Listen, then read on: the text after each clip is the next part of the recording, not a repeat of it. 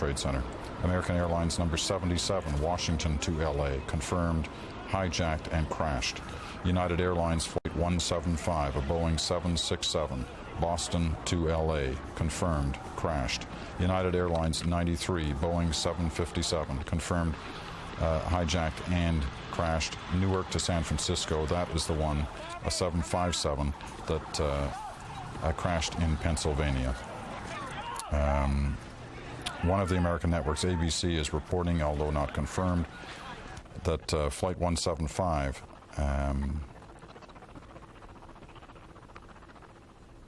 this is confusing. I'm not sure. That was the one from Boston to LA.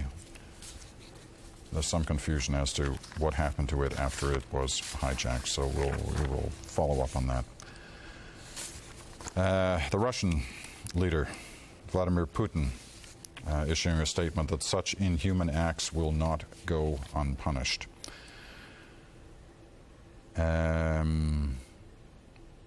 A name that we have heard many times in the last couple of years associated with acts against the United States, Osama bin Laden. The Afghan Taliban say that Osama bin Laden could not be responsible for the attacks in the United States. Why they say that is unclear at this hour. All right.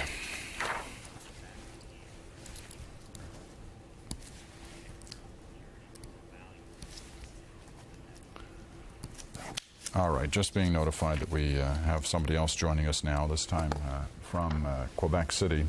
It's days like this that you're obviously dealing with a lot of rumor, innuendo,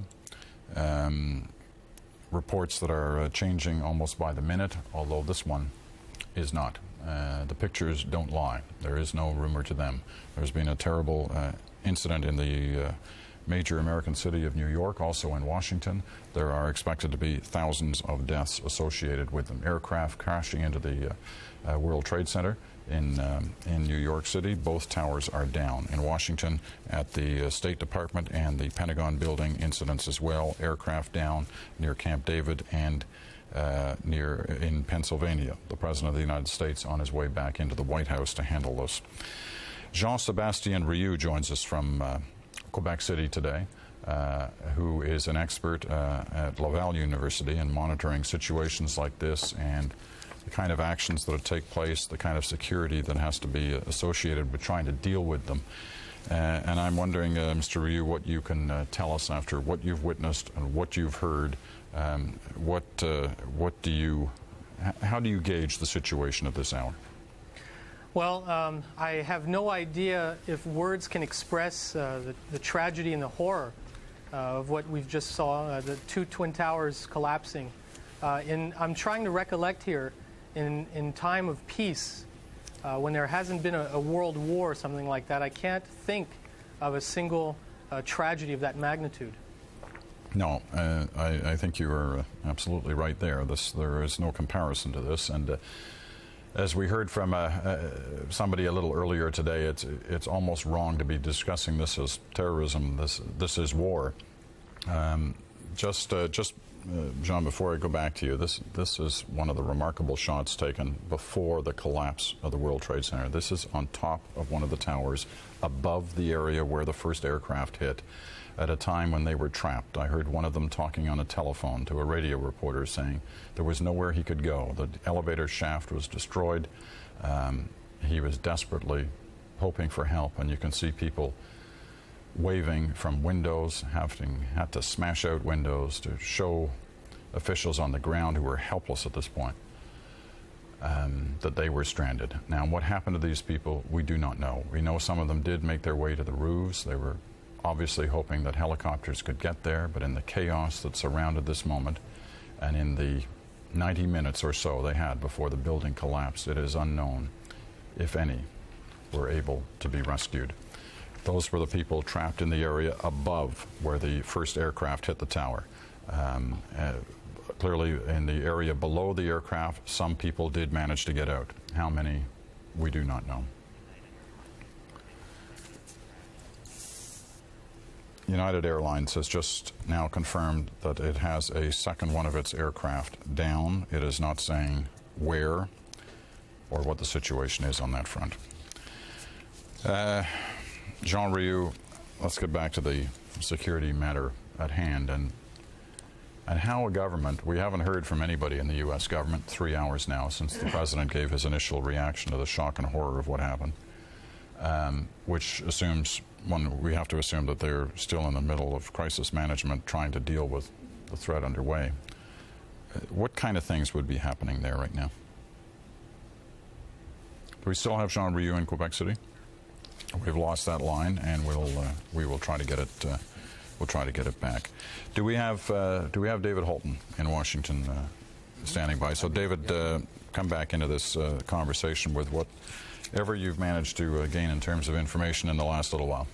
Well, very little, Peter, because there's extraordinary silence in official Washington now. The normal sources you'd expected to be reacting, the FBI, the CIA, State Department, there's just no word coming out of those agencies right now, perhaps because of the simple fact that many of those buildings, of course, were evacuated in an enormous rush beginning about an hour, 45 minutes ago in some cases.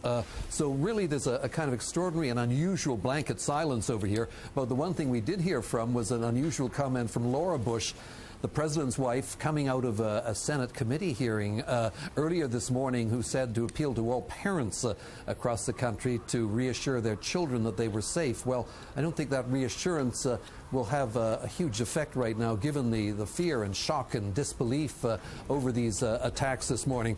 Also, one rare quote from Senator Chuck Hagel, a Republican from Nebraska, with a very graphic quote just a few moments ago. This, he said, is a second Pearl Harbor. I don't think I can overstate it. A reference, of course, to the Japanese attack on the U.S. Naval Air Base that brought the U.S. into the Second World War.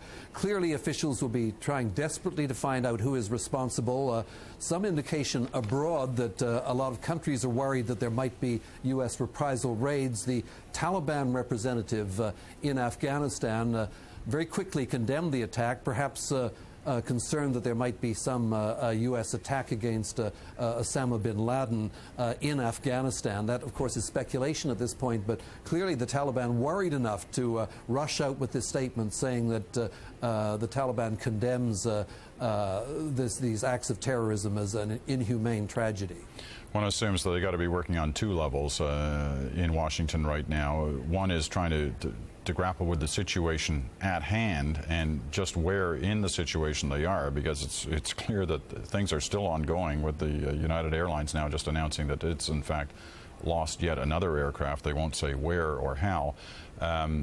So they're working on one level to try and deal with the situation that's at hand, and on the second level trying to figure out how this happened, who's responsible, and what and when they're going to respond to it. And the priority, Peter, is clearly dealing with the aftermath of the tragedy, the victims in New York and elsewhere. That has to be the priority at this stage.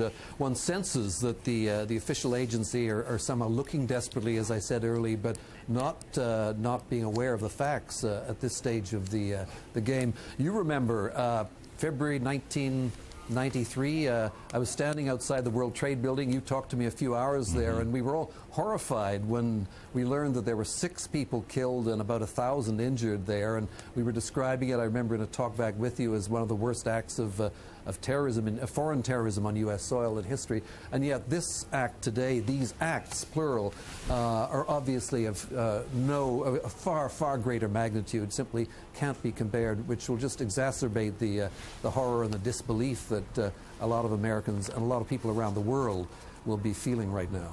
Now, you mentioned the Pearl Harbor comparison.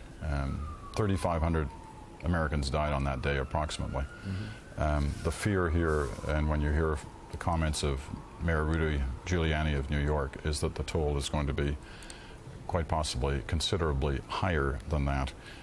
And this whole issue of under attack from where, by whom, and what to do about it is obviously going to dominate the schedule in Washington for some time to come.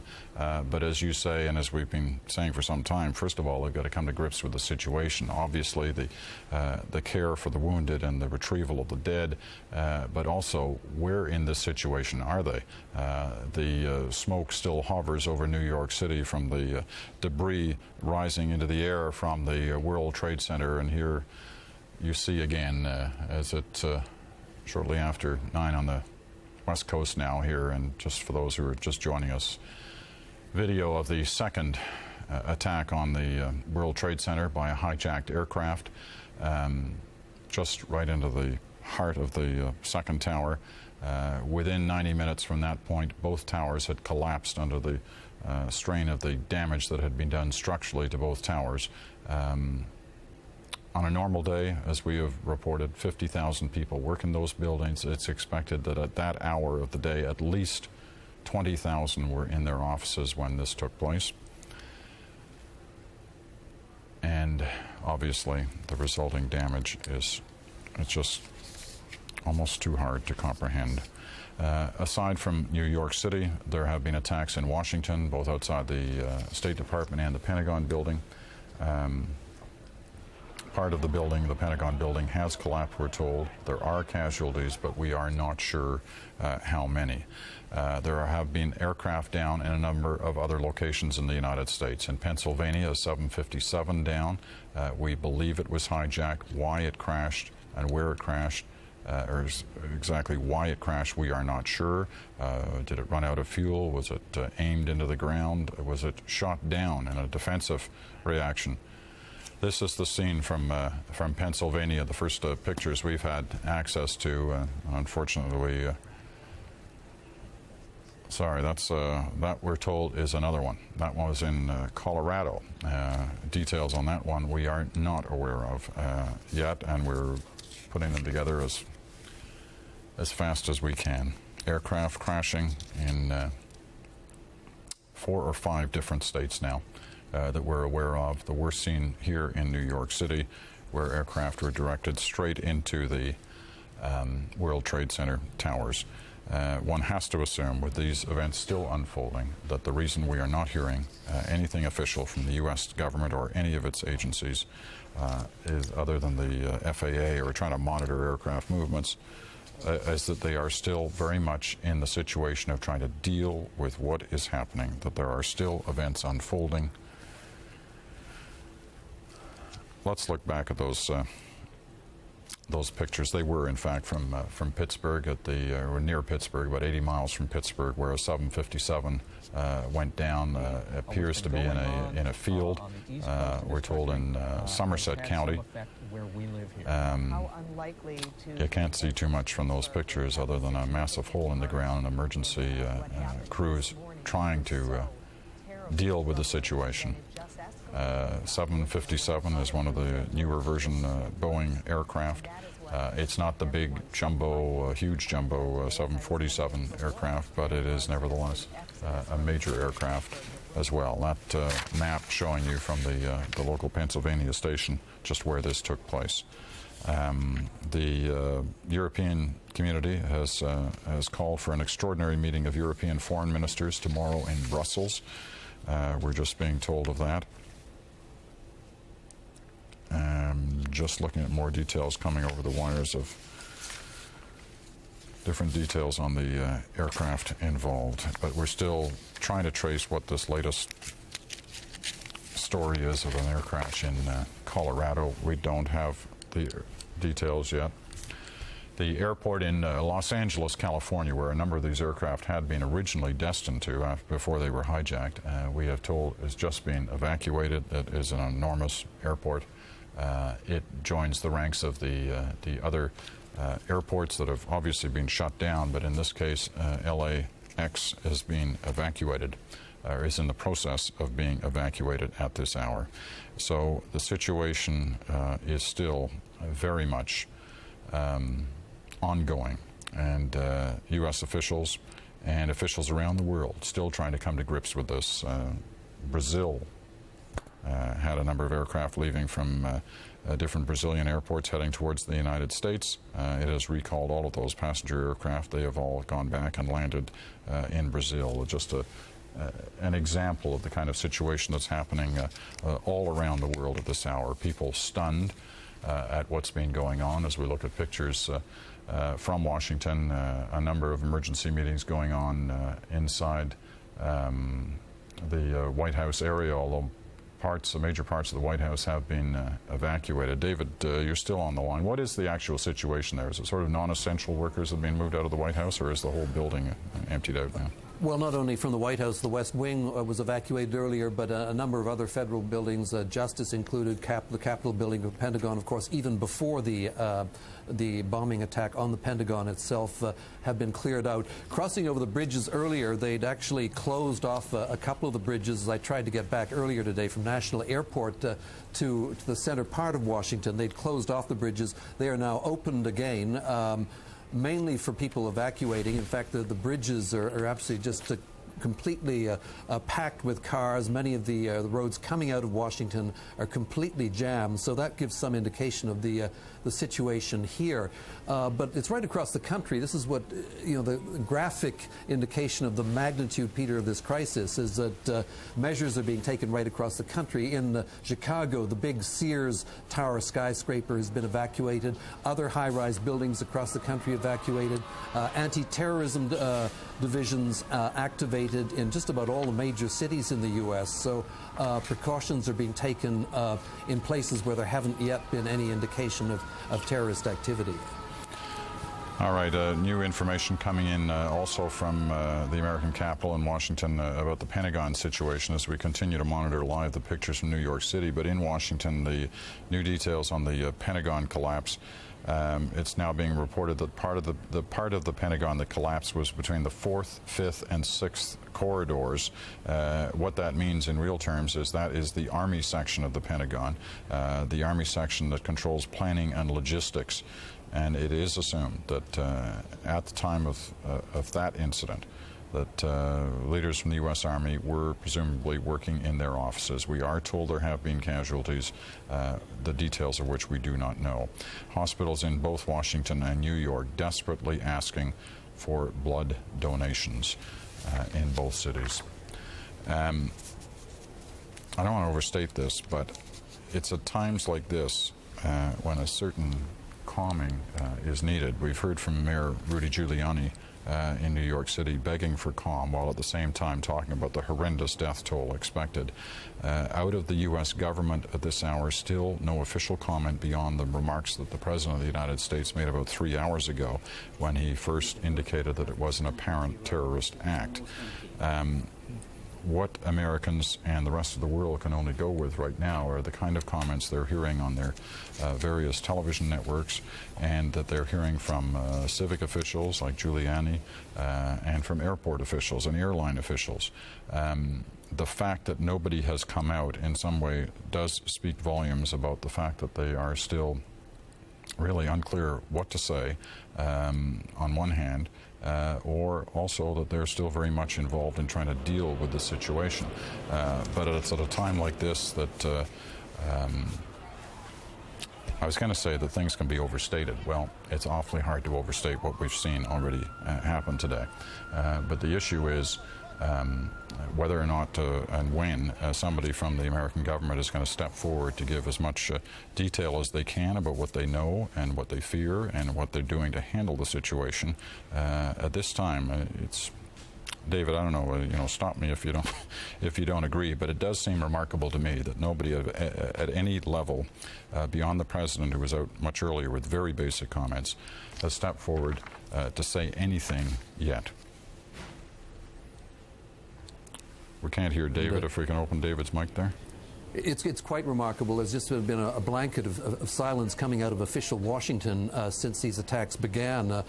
Strangely, one of the few statements that has come out from the government has come from the Federal Reserve, obviously trying to sort of calm any possibility of financial panic setting in. They've just put out a statement saying that the Federal Reserve stands ready to provide additional money to banks if needed.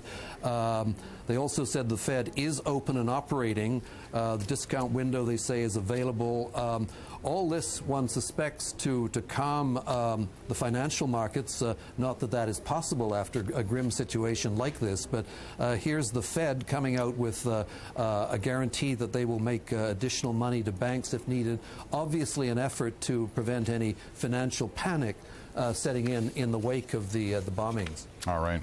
A number of things that have, in fact, though, been shut down. David quite rightly pointing out the U.S. Reserve's announcement of just a few moments ago. The stock markets, the financial markets in the United States have closed. Both the Dow Jones and the NASDAQ, the New York Stock Exchange and the NASDAQ have closed for the day. NASA has shut down its facilities at Cape Canaveral in Florida, at the Kennedy Space Center.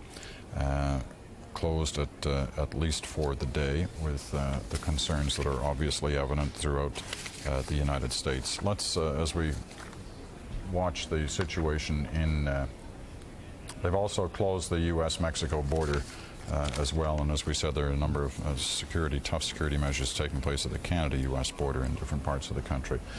Let's go into New York City as we watch these pictures. Canadian Steve Irwin, who works in New York now, has joined us by phone and is right in the heart of Manhattan, where all this is unfolding. And Steve, give us the eyewitness report of the moment.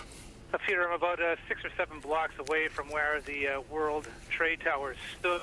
I can tell you, just last weekend I was down here and it dominated the skyline. I can't see it anymore. The sky is completely blotted out. It looks like a tornado is actually coming up from lower Manhattan. It's been a horrific scene. I got here just moments after the second tower went down. People are stunned. They've been fleeing out of Manhattan in a fairly calm way, given the gravity of the situation. Bridges that would be packed right now with mid-morning or early afternoon traffic are now packed with people leaving the city by their thousands. On my way down here on a bicycle from the Upper East Side, which is about 70 blocks away from the towers, I saw a line of police vehicles and ambulances coming down a street that was cordoned off, 2nd Avenue, which is a very major thoroughfare in Manhattan, completely blocked off except for a continuous line of emergency vehicles. Police and firefighters have been off duty, have been coming in, driving Mercedes or motorcycles, just trying to get down here. I saw nurses and doctors running out of Bellevue Hospital, where many of the wounded are being taken, and flagging down vehicles, begging for rides to get down to the site of the explosions. There are armed guards now, federal marshals, U.S. marshals down here now with automatic weapons, cordoning off many of the streets, and people are being, even reporters are being pushed back farther and farther from the site. It's just a horrific scene. People are stunned. I've seen people standing on the street crying, begging police officers to let them through to get the loved ones that they know went to work this morning, but they no longer know what their condition is. I talked to one police officer who was in tears and obviously in shock. He said he was standing right in front of the tower when it came down. He told me that he had many of his colleagues had entered in there. I haven't been able to confirm this, to clear people out after the first tower went down and bombs went off inside. He thinks he's lost some of his friends and colleagues. And right now I can see another push to clear victims, to clear pedestrians and other civilians away from the site. Steve, extremely graphic commentary on what we've witnessed there and what you're witnessing all around you. We've heard the comments from Mayor Giuliani about what we should expect in terms of a casualty number here later in the day. Has there been any more sense of what we should be prepared for here? I've been away from my radio for some time now, but everywhere I stopped on my way down here, first to get a dust mask so I could breathe because the air is just thick with dust, and to pick up water because I was trying to help out some of the officers here who do not have water. Nobody knows a casualty number or even is hesitating to guess. The only one who said anything at all about a hard number, and it wasn't a hard number at all, was the officer I mentioned who was standing at one of the corners actually crying, and he just said, "You don't want to go anywhere near there. I can't tell you how many people are there." He goes, "But the place was full." So we're obviously, and this is a totally uneducated guess, but would be in the thousands. I have one friend who does work in the trade center, who, thank heavens, was late going in today, and she's desperately trying to find out if any of her employees are still down there. But she told me that there would have been thousands and thousands of people in the area and in the buildings. Steve, we appreciate you giving us a few moments of your time, and we'll let you carry on with your day and the reporting that you're doing. We'll probably talk to you a little later on. Thanks very much. Thanks very much, Peter. Okay, Steve. Steve Irwin, a Canadian who works now in New York City, with his on-the-ground view of what's been going on. The Canadian border, we're told, is about to be sealed off between Canada and the United States. There are already indications that parts of it have been. The tunnel at Detroit-Windsor has been closed. The Ambassador Bridge between the two cities and the Blue Water Bridge linking Sarnia and the U.S. is remaining open for now. We've heard also along the New Brunswick Maine border there have been some certainly delays in any crossings there. Okay, and just getting a little more detail here. The latest coming out of New York suggests that there's a gas leak, obviously, where the trade center was, and it seems to be fueling the fire that continues there, and fire officials desperately trying to seal that off. We're also told that the U.S. Navy has ordered two of its largest aircraft carriers, the George Washington and the John F. Kennedy, to New York waters. And we're told they're heading that way now. More on the Canadian-U.S. border situation. We're joined now by Alan Waterman, who joins us from the BC Washington state border. Alan, what can you tell us about what's happening there now? Hello, is Alan Waterman on the line?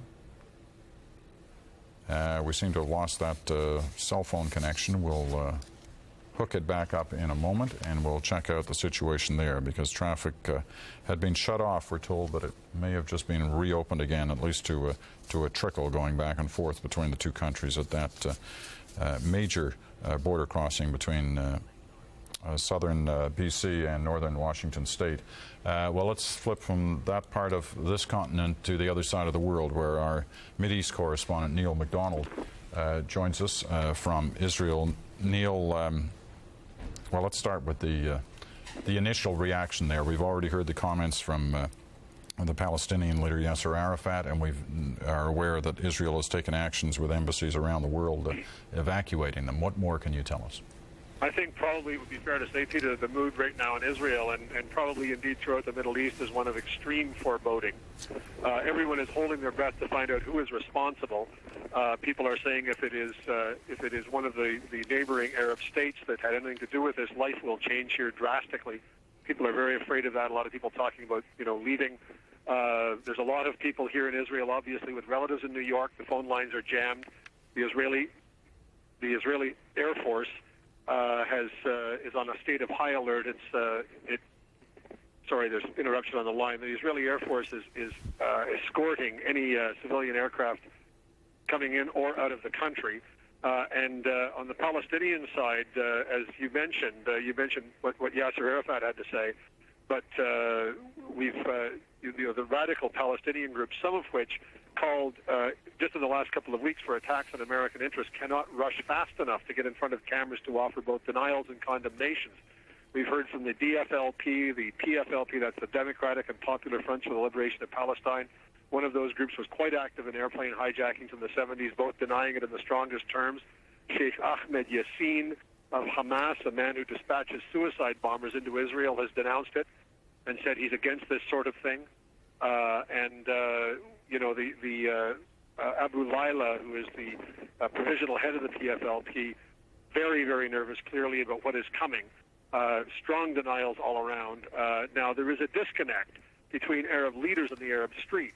In Lebanon, in the large refugee camps there, Ain Hawli, Sabra, and Shatila, there has been firing into the air and dancing and celebrations of this.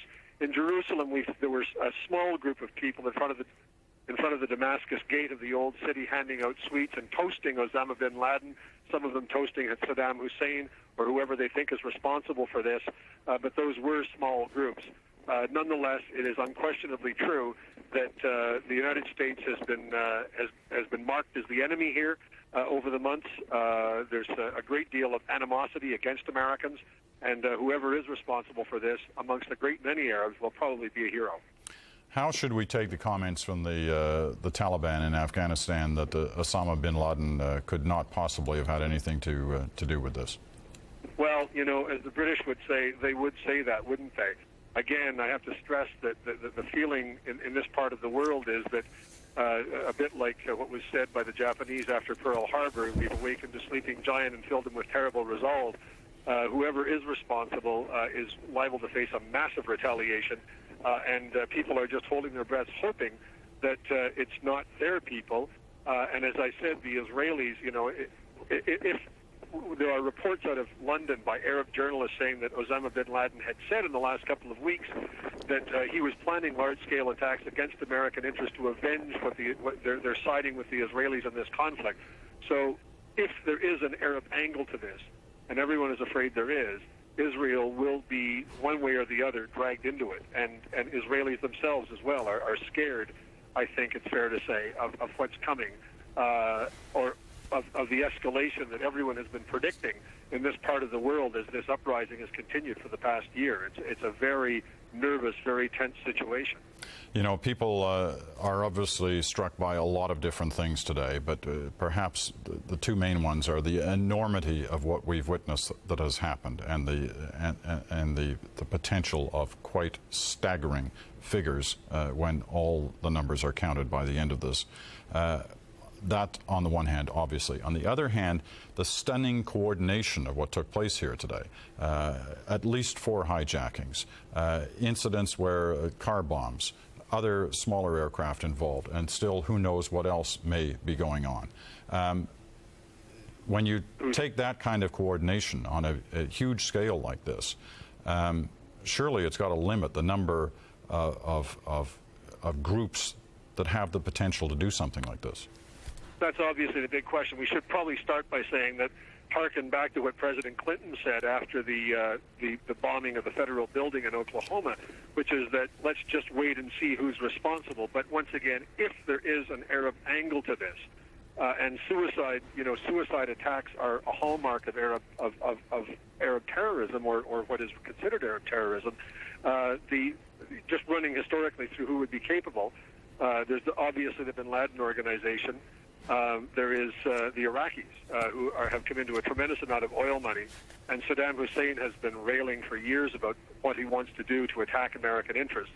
Those would be the two that would first come to mind. The Libyans have not been in this business for some time. The Syrians were on the American state terrorism list, but it's unimaginable, I think, that and of course, you know, it's an educated guess at this point, that the Syrians would have the sophistication or the infrastructure to do this. No, it would take a super rich organization funded by a rich power, and you know, right now, that would appear to be Osama bin Laden's Saudi oil money, or the Iraqis, who are, because of the oil prices in the world, rolling in money and the threats that they have made. The Palestinian groups, it should be said, are just not that big, not that well equipped. I mean, it is true that the Israelis assassinated the head of the PFLP a couple of weeks ago, Abu Ali Mustafa, and his surrogates in Damascus and in Ramallah have been calling for attacks on American interests, but that's largely been seen as empty rhetoric. They did manage some hijackings in the 1970s, as I said, but this is inconceivably beyond the resources of the Palestinian and pro-Palestinian groups. It's more likely, as I said, if, once again, there is an Arab angle to this, it would be more likely to be found to the extreme east of this place. The people that have been marked as enemies by the Jewish state are, first and foremost, Saddam Hussein, Osama bin Laden, and, of course, Iran. But Iran has been normalizing its relations with the rest of the world, and the big fear there is the development of their nuclear program, not something like this. All right. Look, Neil, sorry, I was just getting other information in my ear, but let me, having heard your analysis of this with all the obvious cautionary notes that you put in, that has certainly helped us be better informed as to what may be going on here. And the other stunning moment while Neil was talking, as we always do when somebody is talking over pictures, we put their name and where they're talking from. The juxtaposition of Neil's voice and the super, which is what we call the lettering at the bottom of the screen, saying Jerusalem, with the pictures, which if you just joined us, you may well have assumed was a situation in the Middle East. The stunning after effect of these bombs that have gone off in New York and the crashes of the aircraft into the World Trade Towers, you might have thought you were looking at the Middle East. You weren't. You were looking right here into the heart of New York City, where the two towers of the World Trade Center have both collapsed under the strain of the damage caused by two major aircraft hits on those towers, hijacked aircraft directed right into those buildings. Joining us now from Calgary, Will Engel, who is a former American Airlines pilot. And Mr. Engel, we want to try and get some sense of what may or may not have happened here this morning in terms of the pilots. A hijacked aircraft. Walk us through what is the normal procedure that you're aware of from your days as a pilot for American Airlines that a captain would go through if he was still in control of the aircraft once it was hijacked. Okay, Peter. Basically, what the procedure is, they ask who's in charge. The pat answer is the hijacker is. We let them go ahead and assume that they've got command of that aircraft. That's first and foremost, because the first thing you don't want to do is to aggravate or make this guy feel like he's not in charge, because he's normally got a firearm. Once they take possession of the, quote, control of the aircraft, we do our transponder encode if it's possible, that being 7700. The transponder sends that information back to air traffic control. A bleep comes up on their scope, instantly telling them that we've got a situation. Now, just let me stop you for a moment. One assumes that that transponder can be initiated without the knowledge of the hijacker? We try to do it if as subliminally as possible. Mm-hmm. Sometimes it's not possible. Sometimes you just got to reach down there, and if he asks you what you're doing, I'm just trying to coordinate. I'm going to turn off the radio. I've told and sometimes we were told that number one, turn off. Tell them I'm just shutting down the radio. At that time, you can key it in. We've got a preset button normally. We push the one button. It sends a 7700 code back to the transponder. That initiates the ATC notice that we have been hijacked. All right, let me just stop you for a moment. We've been talking in the last couple of hours as when are we going to hear something from the American government. We're told now that shortly President Bush will be making another statement. We'll obviously cover it live as soon as that takes place. It seems to suggest that he's in Louisiana right now. Must have flown there from at an Air Force base in Louisiana. Must have flown there from Florida. Let me get back to this this situation now on board the aircraft, because obviously of all the incredible pictures we've seen today, perhaps the most dramatic is of that second aircraft. Appears to be a 737 going into the second tower.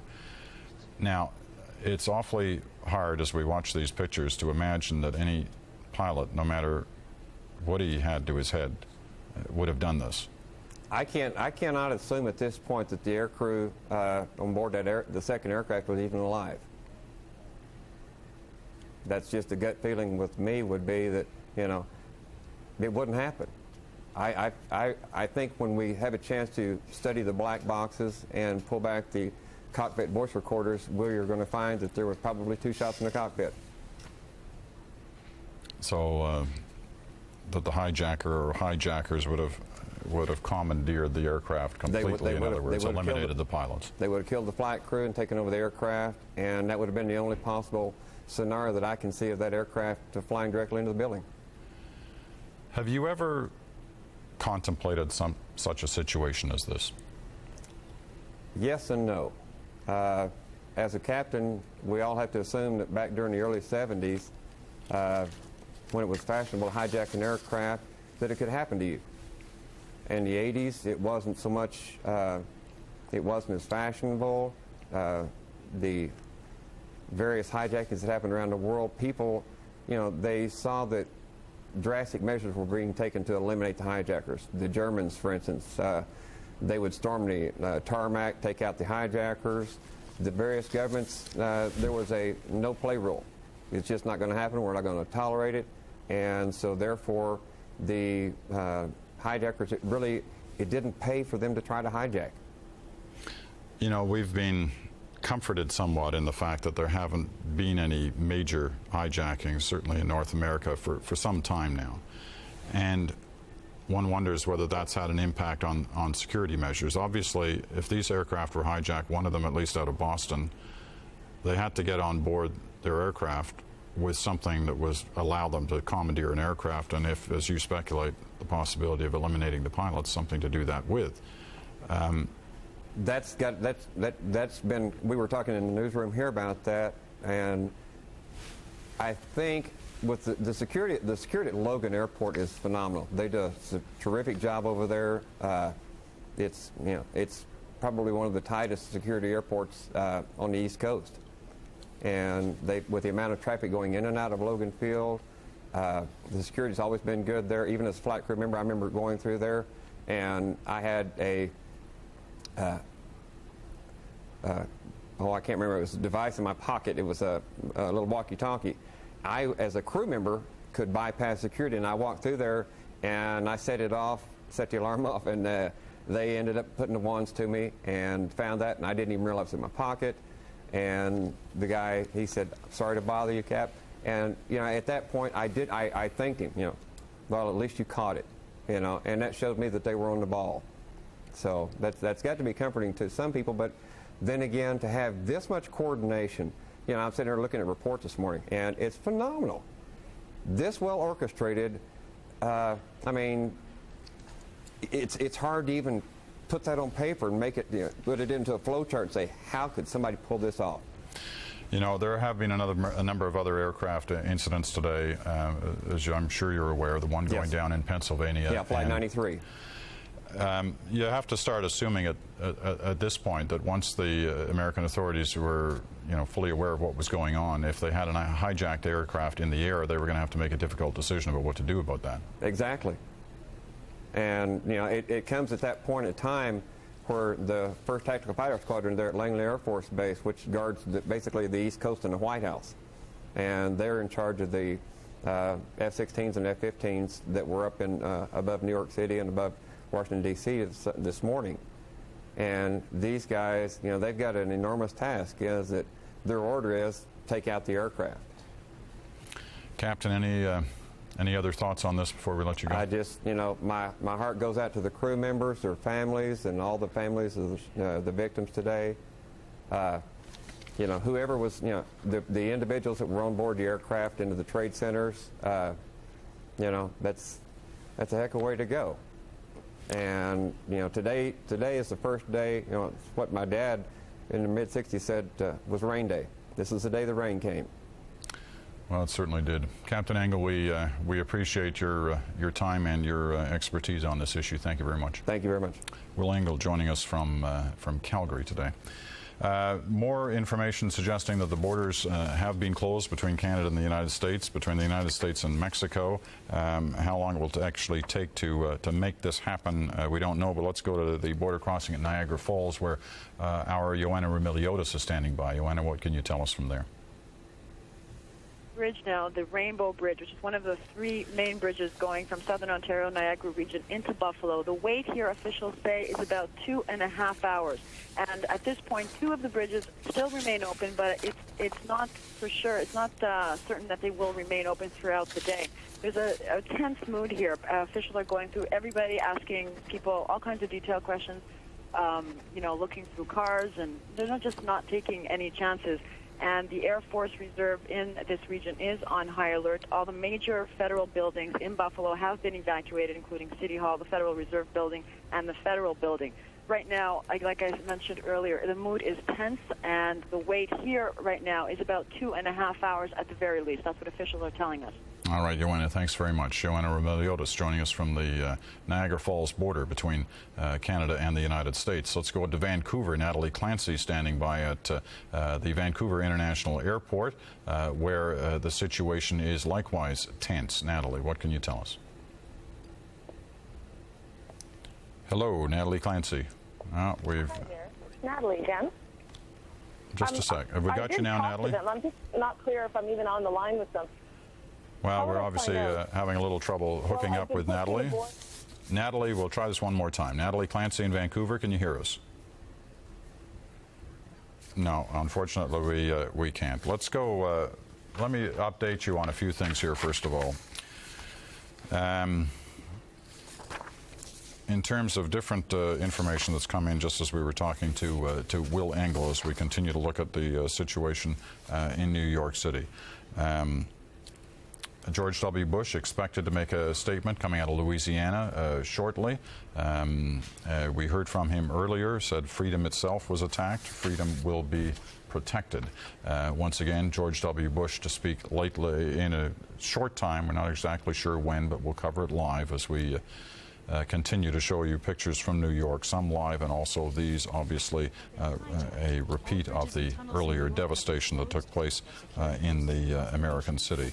The border crossings we told you about, many have been closed, others are down to a trickle and may yet be closed. U.S. Secretary of State Colin Powell, who is on a visit to South America, is now on his way back, as there will be emergency meetings taking place in Washington. They're under the direction right now of the Vice President Dick Cheney. But as we say, the President of the United States about to make comments soon in Louisiana, and we will go to them as soon as he makes them. Let's go back to Vancouver Airport, try that connection once again with Natalie Clancy. Natalie, what is happening at the Vancouver Airport? Well, a few moments ago, it was a very urgent moment. An alarm went off, a very loud alarm went off in the airport, and everyone was told to evacuate immediately. So hundreds of passengers, I'm in the U.S. arrivals terminal, but hundreds of passengers ran outside, and they were all crowded before that around television sets in the airport. There have been constant announcements. We're hearing another one now. I think it's just a matter of a false alarm, because they did allow people back in the airport just a few minutes later, but it certainly gives you a sense of just how heightened people's fears here are. We've talked to many American citizens here who are trying frantically to find out more information about their relatives back home. We heard of one tale of a group of Americans who were on a flight this morning on board in Vancouver were told to get off, that they should get off because of what happened. And one of the gentlemen on the flight, his son works at the World Trade Center. Peter? All right, Natalie, we're going to leave it at that. We appreciate that. We'll be back to you if further developments occur in Vancouver. Now, earlier today, we talked with John Thompson, a security expert at the Mackenzie Institute here in Toronto, and John has been monitoring the situation here over the last couple of hours. John, your thoughts on the latest details that we've seen? Well, so far I'd say the indicators seem to suggest the handiwork of the network of Osama bin Laden. The attacks have been very well planned, aimed at causing a massive loss of life, which was characteristic of the World Trade Center bombing in '93, the Bahrain Tower attack in Saudi Arabia, and the African embassy bombings. And of course there's the actual delivery of the attack, which may have been by perhaps a very small number of people. However, the Osama bin Laden network has never been known to use suicide bombers, with a single exception of the attack on a U.S. Navy warship in Yemen last year. And of course, we also know that Osama bin Laden has had an interest in attacking American targets, particular airports, before. Remember, Ahmed Rassam was arrested as part of that network trying to cross into the United States with a load of plastic explosive, and his ultimate target was at Los Angeles Airport. But the thing here is this is much, much more than an ordinary terrorism. I said before, this may even be an attempt to, it's a strategic strike at the United States. The two attacks on the World Trade Center basically stuck a spear into the United States financial system, the United States markets, in fact, the global markets. At the same time, you have the attack on the Pentagon, the attempted attack on the State Department. Right now, it's not yet confirmed, but the crash of an aircraft near Colorado suggests that someone was trying to hit NORAD, perhaps, Colorado Springs, or U.S. Space Command, which is an important communications hub. Those are two key targets in the Colorado area.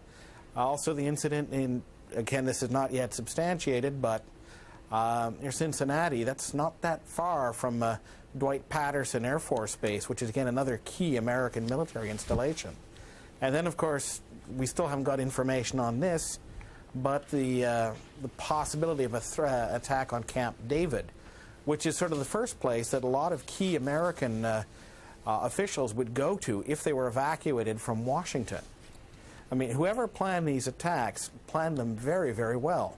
And this is much more than a spree of terrorism. This is appears to be, right now, a concerted attempt to hit the United States in a very strategic manner. Because it's so concerted and so coordinated and apparently so successful, it has to narrow down the possibilities of who could have been behind it. I hear very clearly your pointed direction towards the network of Osama bin Laden, but there probably can't be that many possibilities given this kind of coordination. No, not that many possibilities, but there are some other players in the Middle East. There was some military-grade planning behind this attack. And I think also you notice the attacks seem to have been, there's been some attempt made to time them rather precisely as well. More details will come out on this, but maybe Osama bin Laden, maybe Saddam Hussein. It's hard to think of anybody else at this moment, but this is probably the most devastating attack that's ever been inflicted on the United States in its history. Yes, I don't think there's any doubt about that. John Thompson, we appreciate your calm in trying to deal with this today, and your thoughts after studying what we know so far. And as we all know, more and more details are going to come out. But John Thompson joining us here in Toronto, an expert with the McKinsey Institute looking at terrorism and security matters. John mentioned one of the stories out today, the possibility that something happened in Colorado. There has been a report that there was an aircraft crash in Colorado. It hasn't been confirmed. We don't know any more about that and haven't heard anything on that for some time now. Here, let us confirm to you what we do know with certainty in terms of aircraft crashes. These are the ones we know are down, have been lost. An American Airlines flight, Boston to L.A., Flight 11, that was one of the aircraft that went into the World Trade Center. American Airlines 77, Washington to L.A. bound, it was hijacked, crashed. United Airlines 175 from Boston to L.A., 2 flights out of Boston today, both hijacked. Ironic when you heard Will Engel a few moments ago, the former American Airlines pilot, talking about how tight security is at Logan International Airport in Boston. And EUA Flight 93, a Boeing 757 from Newark to San Francisco, which crashed in a field near Pittsburgh. Still lots of details to come out. The Taliban is now holding a news conference, and we're going to go to it live right now. This is the organization with connections to Osama bin Laden saying today that he had nothing to do with this, or could not have had anything to do with it. Let's hear what they're saying.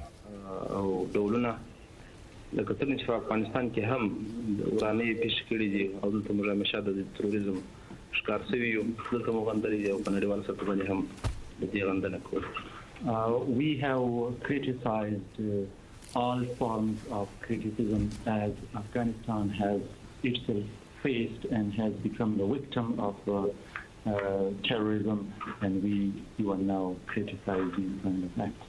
Terrorism,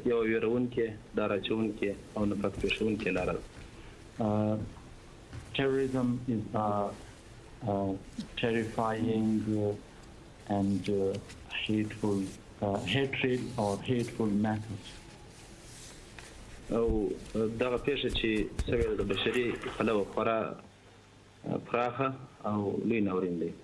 And this incident is from the humanitarian point of view surely a very vast and very terrifying incident. Any question?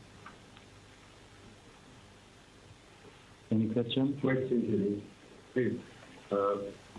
Have you received any kind of information, any kind of communication from the United States or any other organization?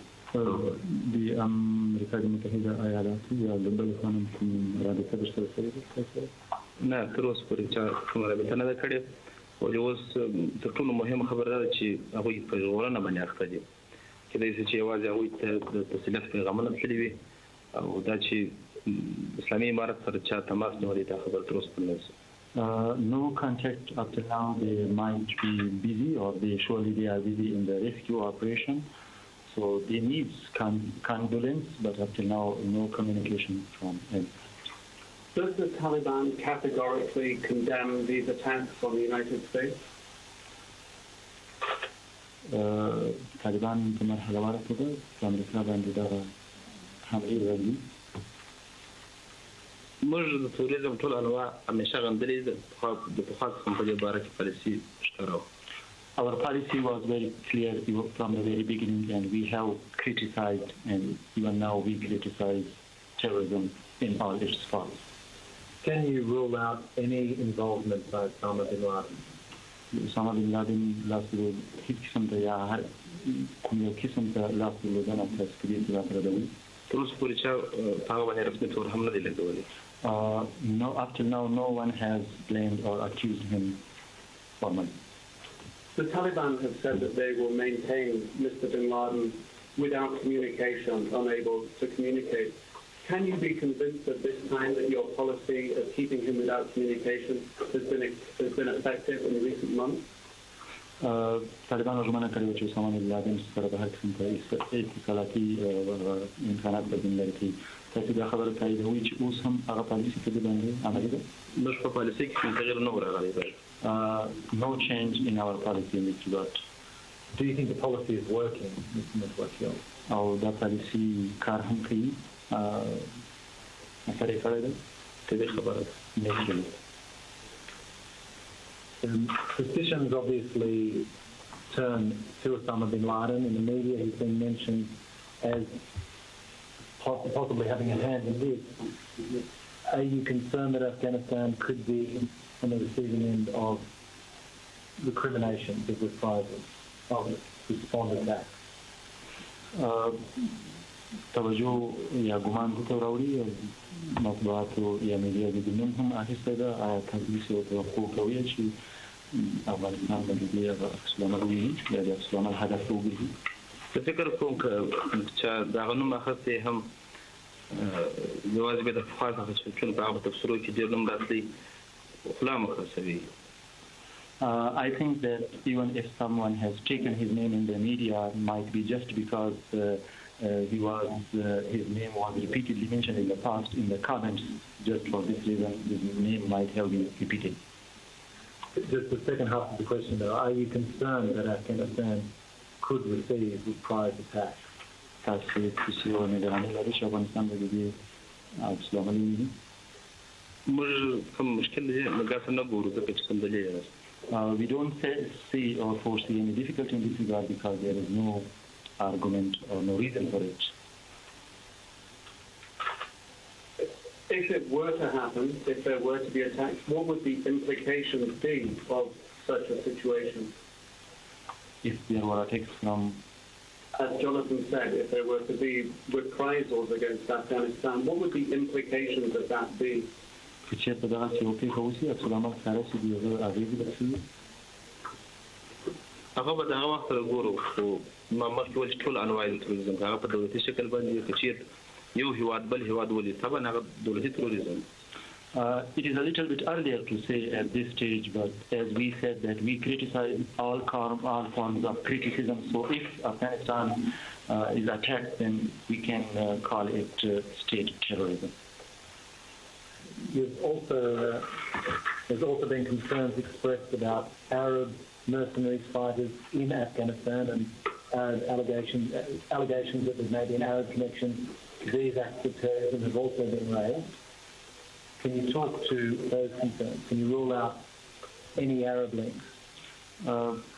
په افغانستان کې عربي اتباع یا بعضې داسې ګروپونه چې د افغان دنیا خطر احساسوي تاسې د هغو لاس درلودنه په دې پیښو کې هم ردوئ؟